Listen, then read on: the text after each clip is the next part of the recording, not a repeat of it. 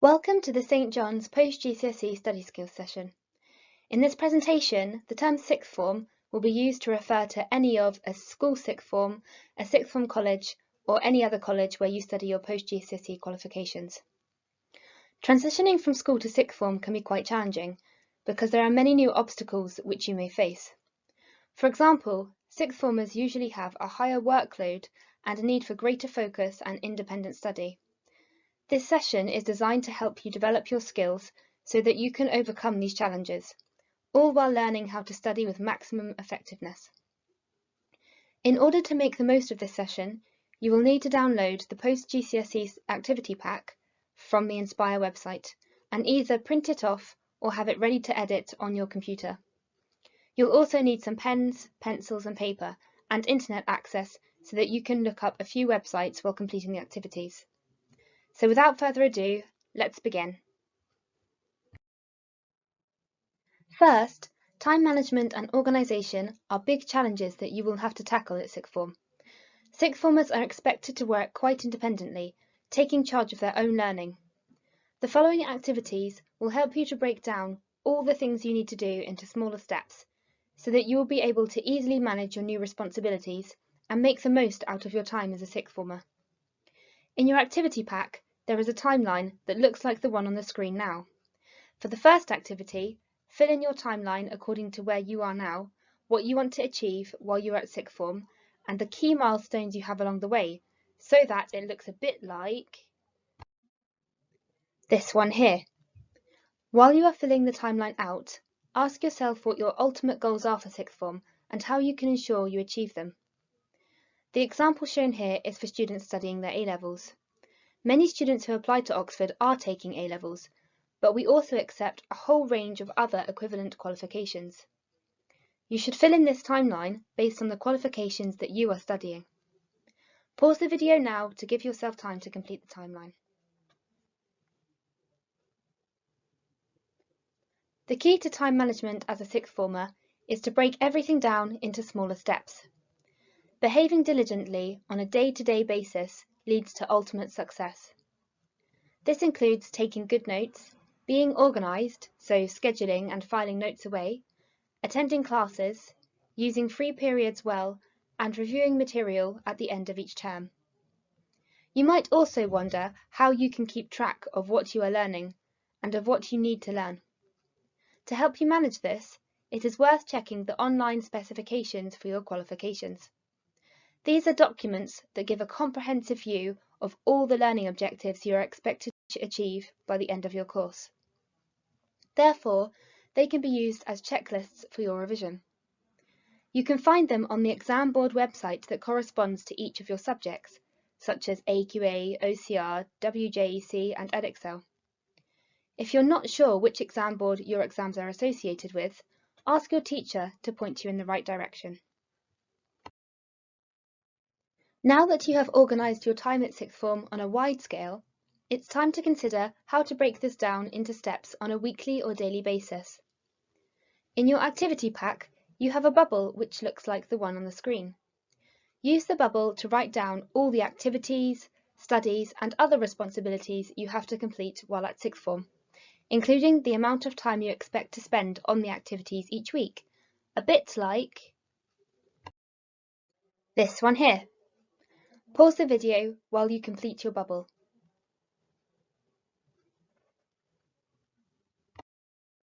Now that you have completed your bubble, it is time to consider when you can carry out all the activities you need to do.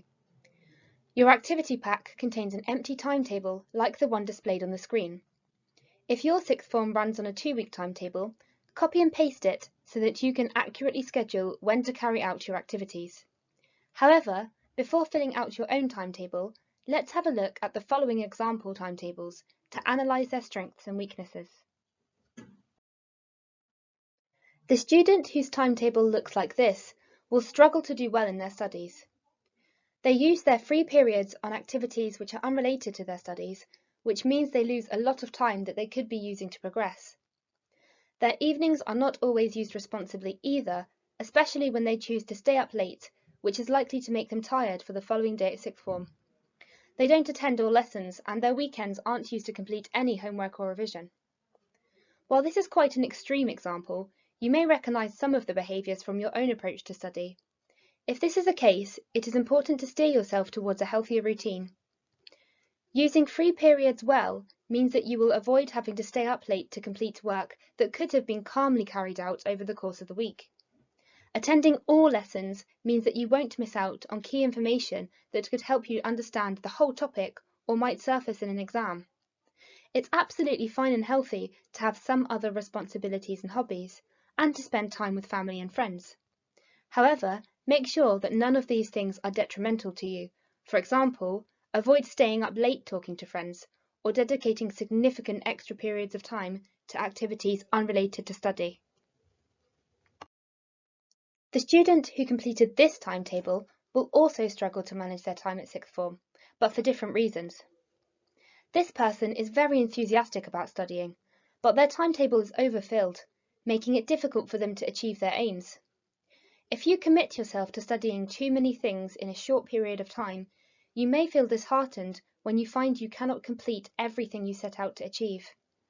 For example, this student has said they will study for all 3 of their subjects plus their EPQ, as well as doing football practice on Tuesday evenings, which they are unlikely to have the time to do unless they stay up very late.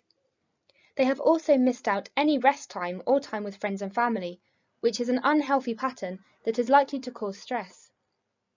Not only does it mean that they are missing important social interaction and support, but also that they have no time in which to catch up if necessary, should something unexpected happen during the week. This student may burn themselves out before they get to the end of sixth form. If you recognise yourself in this student, try to take a milder approach to your scheduling. Being ambitious is great, but ambitions can only be achieved if you are also able to achieve your goals within the time frame you have set yourself. Ambition should not result in you being less healthy due to a lack of sleep and excess stress. You have to be like a gold medal standard long distance runner. Pacing yourself means that you will be able to sprint when you need to at the end. This student's timetable is an example of one that is both ambitious and balanced. They make the most of their daytimes, including their free periods, which leaves them with less work to complete in the evenings. They still have other responsibilities, but these are sensibly distributed and accounted for. This student is the long-distance runner who will be able to add more to their timetable when the time is ripe, to succeed in that final sprint at the end, because they have worked diligently but not excessively throughout. While you complete your own timetable, remember what we have learnt from the 3 timetables in the video, so that your schedule is balanced but ambitious. Pause the video now to give yourself time to do this.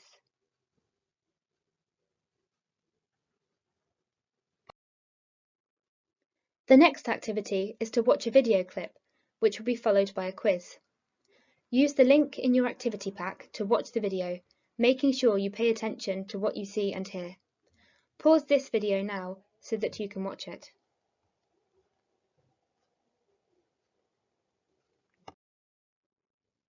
Now that you've watched the video, complete the quiz in your activity pack by reflecting on what you can remember from what you saw and heard.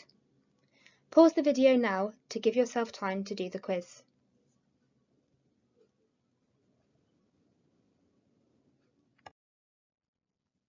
Now that you have completed the quiz, check your answers using the second column of this grid. You can pause the video now to do this.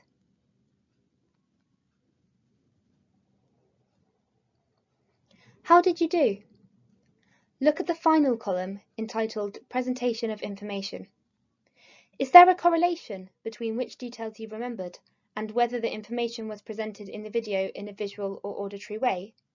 If you see a pattern, this serves as a clue as to whether you tend more towards a visual or auditory learning style. There are 3 main different learning styles. If you can identify which style you tend towards, you can use this information to tailor your revision and learning so that it is effective for you personally, and you can then develop any areas which are not as strong yet. Visual learners are engaged by what they see, including through pictures, colours, videos, and writing. This means that effective revision styles can include mind maps, drawing, sticking post-it notes around your room, and using coloured pens and diagrams in your notes.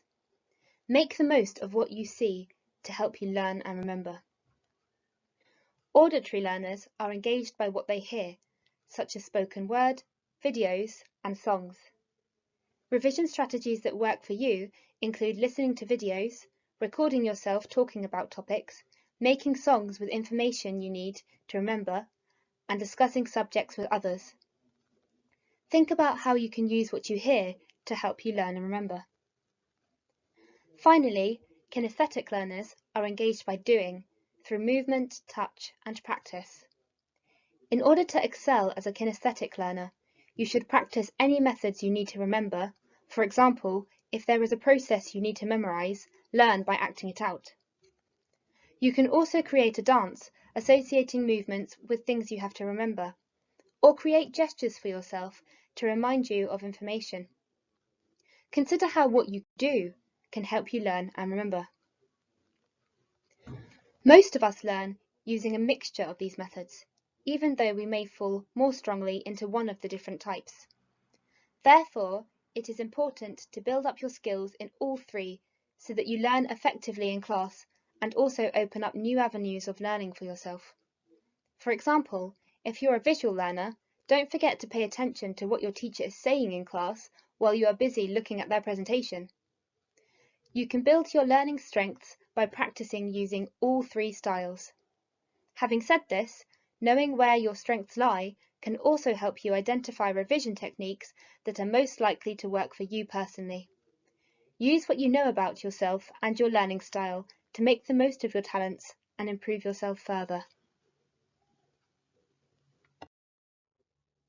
Now it's time to prepare to make an argument. As part of your preparation, read the article listed in your activity pack, which is also at the top of this screen. While reading the article, take some notes in the Notes and Arguments section of your activity pack in preparation for making an argument for or against nuclear energy.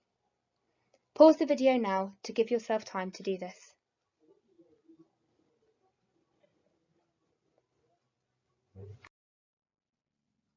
Now, reflect on the notes that you took while reading the article. Did you take notes? If not, how come? If so, what were they like? If you were to read these notes again in a month or in a year, would you understand them? You might wonder why notes matter and what the best way is to take them.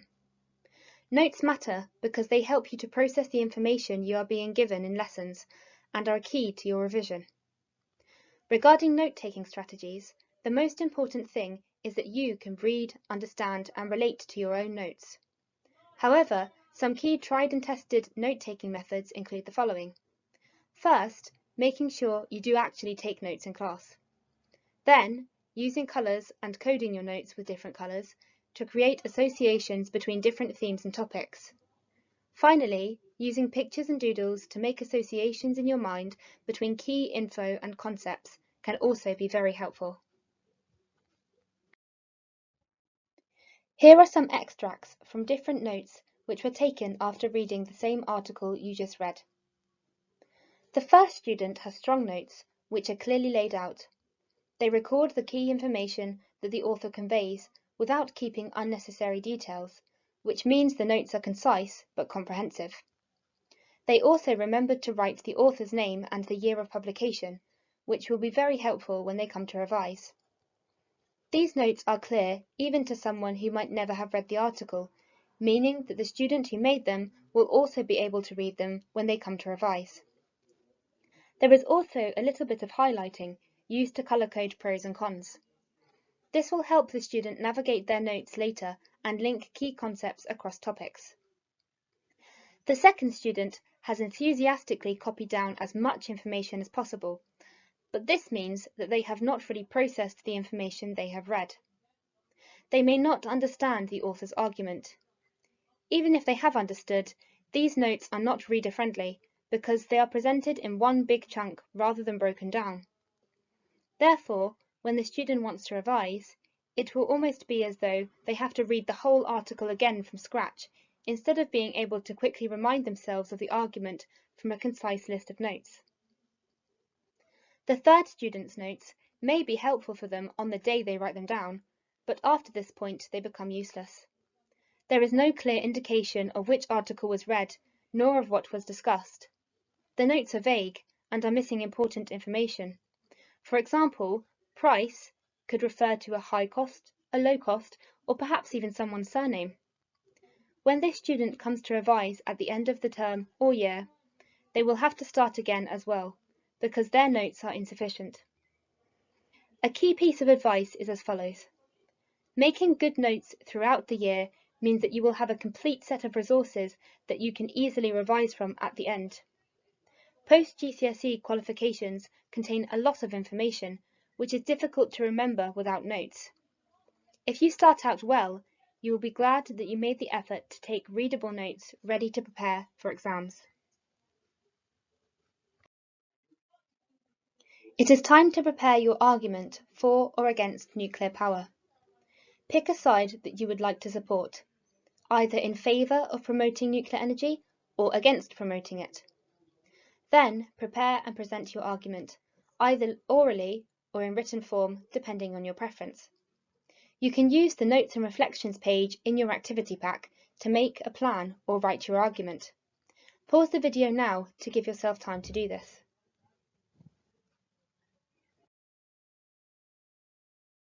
Now that you have presented your argument, it is time to reflect on how you did. How did you structure your argument?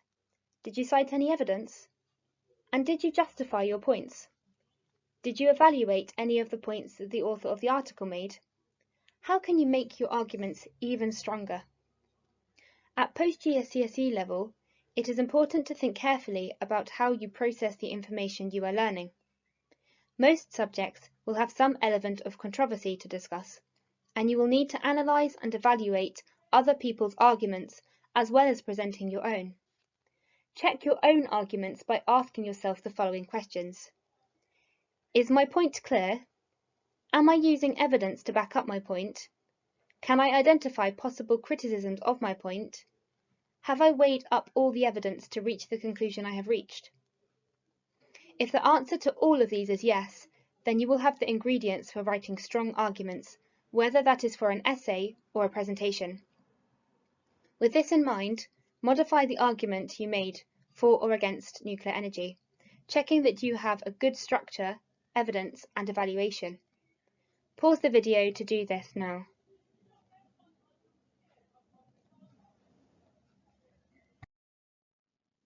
It is good to reflect sometimes on how you have developed personally and academically. This allows you to celebrate your strengths and find new areas you would like to work on. Write a journal entry in your activity pack to reflect on what you have learned in this session and any further questions you would like to investigate. Ask yourself what the key ideas are that you will take away from this session and what you have learned about your own goals, learning style, and way of thinking. Pause the video now to write your journal.